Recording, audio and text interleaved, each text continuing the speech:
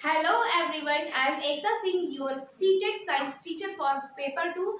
जैसा कि आप मैंने कंटिन्यूसली देखा है कि मैं फूड चैप्टर कंप्लीट कर रही हूँ। फूड चैप्टर का प्लेलिस्ट आपको मेरे डिस्क्रिप्शन बॉक्स में मिल जाएगा। मैंने लास्ट वीडियो में प्रोटीन्स के 5 पॉइंट्स कवर किए थे। ठीक है, काफ़ी शॉर्ट वीडियो में मैं एक्सप्लेन शॉर्ट टाइम में ज़्यादा एक्सप्लेन करके आपके पास ला रही हूँ, मतलब कि कम समय में ज़्यादा बात। ठीक है, तो इसी तरह क्वालिटी वाले पॉइंट बेस स्टडी करने के लिए आप मेरे चैनल को सब्सक्राइब करिए, मेरे साथ बने रहिए। मेरे साथ जुड़ करके आपको बहुत से ऐसे टॉपिक, सारे पूरा साइंस हम कवर करेंगे, साइंस पेडागोजी भी कवर करेंगे। तो आज का हमारा टॉपिक है प्रोटीन्स का सेकेंड पार्ट। इसमें हम आगे के टॉपिक्स कवर करने वाले हैं। लास्ट वीडियो में हमने पढ़ा था कि प्रोटीन्स किन चीजों से बना होता है, कैसा होता है, उसके फीचर्स क्या होते हैं, क्वालिटी क्या होती है, किसके पॉलीमर होते हैं, उनके एग्जांपल्स क्या क्या है, essential amino acids, non essential amino acids.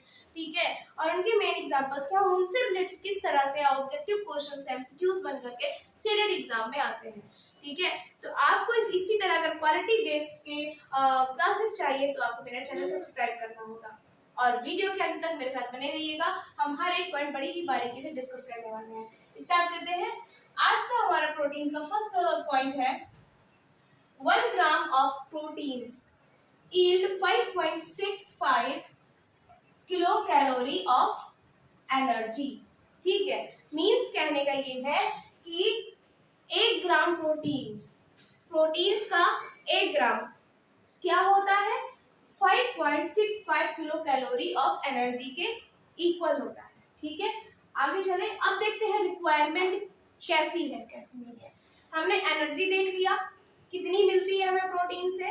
ठीक है, अब हम चलते हैं रिक्वायरमेंट क्या होती है प्रोटीन की।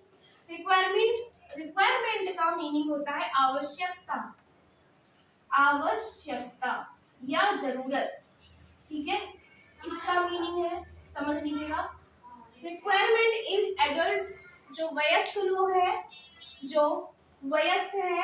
यंग है, उनमें प्रोटीन्स की कितनी आवश्यकता, कितनी जरूरत होती है एक दिन में। तो एक दिन में 50 से 60 ग्राम की आवश्यकता होती है एडल्ट पर्सन के लिए। ठीक है, या हम यूं कहें कि 50 to 60 gram per day need होती है प्रोटीन्स की इन एडल्ट्स। ओके, सेकेंड है हमारा रिक्वायरमेंट इन चिल्ड्रन। बच्चों में कितनी आवश्यकता होती है per day, much larger than adults, means कि जो वयस्क है उनसे अधिक आवश्यकता बच्चों में होती है पर डे। जैसे यहाँ 50 से 60 ग्राम है तो बच्चों में इससे ज्यादा ही नीड है प्रोटीन्स की।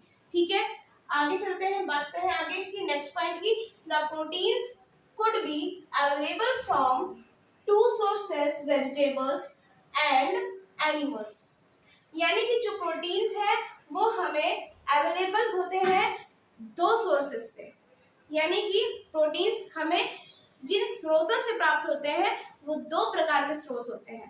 पहला स्रोत है वेजिटेबल और दूसरा स्रोत है एनिमल्स। वेजिटेबल यानी कि वो प्रोटीन्स जो हमें साग सब्जियों से मिलते हैं, और दूसरे टाइप का एनिमल्स जो हमें जीव जंतुओं से मिलते हैं। आइए देखते हैं कहाँ से क्या मिलता है।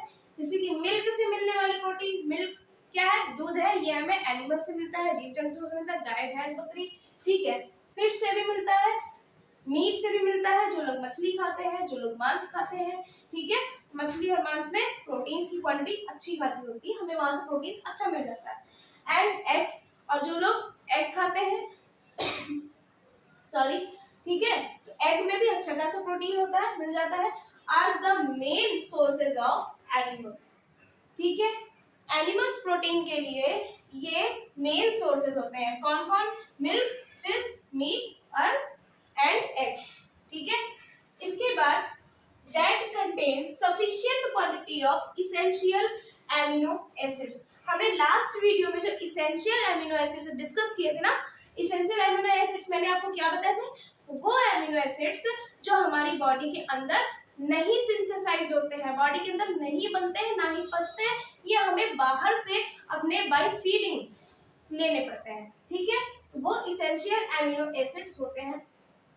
तो इसेंशियल एमिनो एसिड्स की जो क्वांटिटी है, जो मात्रा है, क्या है, मात्रा है, वो सफिशिएंट यानी पर्याप्त होती है किसमें, milk, fish, meat and eggs में, यानी कि एनिमल्स प्रोटीन्स में। ठीक है, अब नेक्स्ट पॉइंट में अभी रुको, यही पॉइंट कह रही हूँ, सॉरी।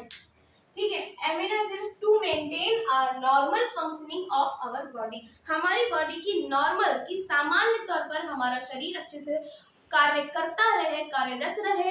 ठीक है, इसलिए क्या होता है कि ये हमें हमारी बॉडी की फंक्शनिंग को, उनके उसकी कार्य करने की क्षमता को क्या करता है, मेंटेन करता है। ठीक है, चलिए नेक्स्ट पॉइंट की बात करते हैं।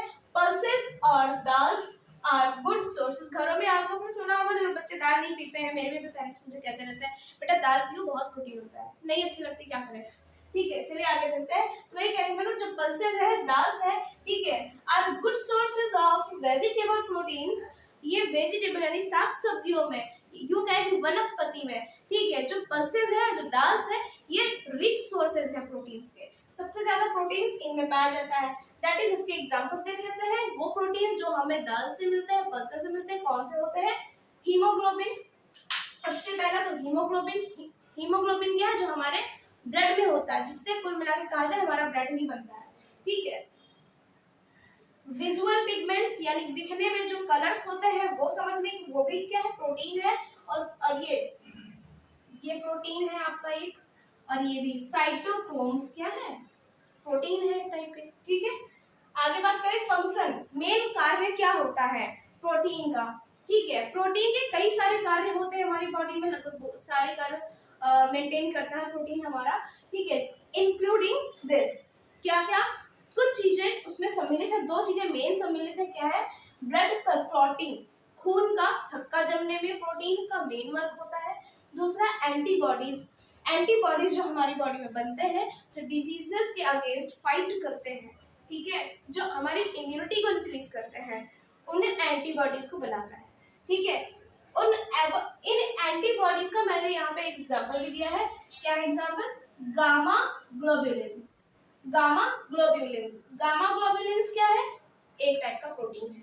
ठीक है, आगे बात करें deficiency, deficiency in children, deficiency means की डिजीज, या यूं कहें कि प्रोटीन की कमी से होने वाले लक्षण या प्रोटीन की कमी से होने वाले रोग। ठीक है, तो डिफिशियंसी इन चिल्ड्रन, बच्चों में क्या होता है,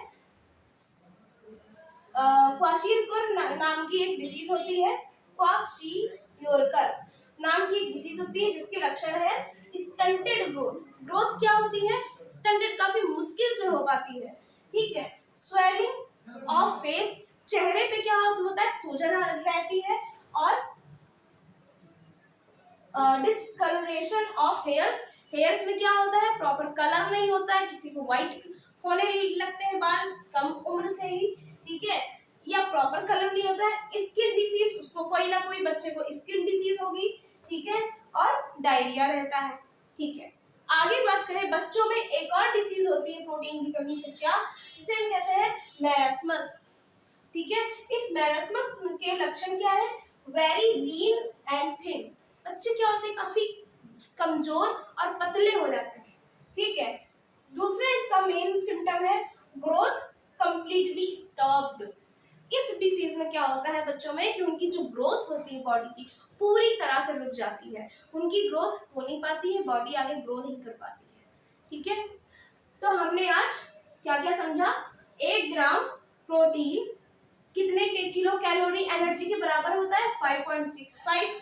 ठीक है, रिक्वायरमेंट इन एडल्ट, वयस्क में इसकी आवश्यकता होती है 50 to 60 ग्राम पर डे, 50 से 60 ग्राम एक दिन में। ठीक है, और बच्चों में वयस्क से ज्यादा एक दिन में प्रोटीन की आवश्यकता होती है। ठीक है, दूसरे में हमने जाना कि 2 प्रकार के हमारे सोर्सेज होते हैं प्रोटीन्स के, क्या क्या, एनिमल्स से और वेजिटेबल्स से। एनिमल्स से हमने समझा, क्या क्या समझा, milk, fish, meat and eggs. ठीक है, जिनमें क्या होता है, सफिशिएंट अमाउंट में एसेंशियल अमीनो एसिड्स होते हैं। एसेंशियल अमीनो एसिड्स मैंने बताया क्या होते हैं, जो हमें बाहर से बाय फीडिंग लेने पड़ते हैं, हमारी बॉडी के अंदर सिंथेसाइज नहीं होते, हमारी बॉडी के अंदर बनते नहीं है। आगे चले, पल्सेस और दाल्स में हमें अच्छी खासी प्रोटीन्स की अमाउंट मिल जाती है, जिसमें हमें क्या मिलता है, हीमोग्लोबिन मिलता है, विजुअल पिगमेंट मिलता है, और साइटोक्रोम्स मिलता है।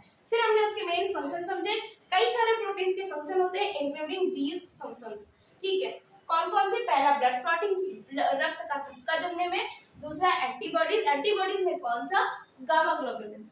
बाकी मैंने क्वाशिरकर और ये मारेस्मस नाम के 2 डिसीजेस आपको बच्चों में होने वाले एक्सप्लेन किए।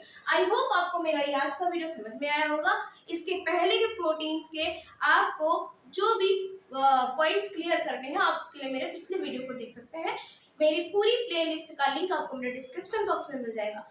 मेरा वीडियो आपको कैसा लगा, एक्सप्लेनिंग मेरी कैसी लगी, अपना प्यार भरा कमेंट करके मुझे फीडबैक जरूर दें। ठीक है, तो मिलते हैं नेक्स्ट वीडियो में नेक्स्ट टॉपिक के साथ में। आज के लिए इतना ही, धन्यवाद।